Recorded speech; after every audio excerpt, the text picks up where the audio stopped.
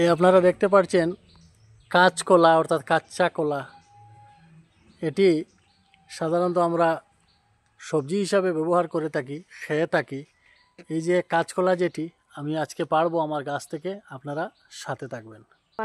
এই আপনারা দেখতে পাচ্ছেন এই কাঁচকলা আমি পেড়ে নিয়েছি গাছ থেকে, পুরো একটি খান্দা, যেখানে রয়েছে প্রায় 15টি কলা একটি খান্দাতে। এই যে কাঁচকলা যেটি আছে সেটি সবজি হিসেবে আমরা ব্যবহার করে থাকি, খেয়ে থাকি। এটি সাধারণত ডাক্তাররা প্রেসক্রিপশন করে থাকেন রোগীদের জন্য। কাঁচকলা অত্যন্ত ভালো ফলাফল দিয়ে থাকে আমাদের বডিতে।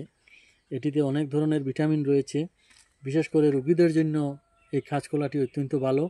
তাই আপনারা নিজ বাসায় কলার গাছও একটি দুটি করে লাগান এবং ফল পেয়ে থাকেন, ফল পাবেন। কলার গাছ লাগান, নিজের ফলানো ফল খেতে আলাদাই একটি আনন্দ।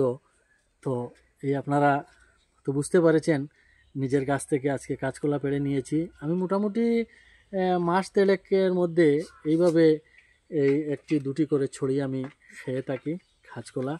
তো কাঁচকলাতে অনেক ধরনের ভিটামিন রয়েছে, আপনারা চাইলেও নিজ বাসায় লাগিয়ে খেতে পারেন। সকলকে ধন্যবাদ।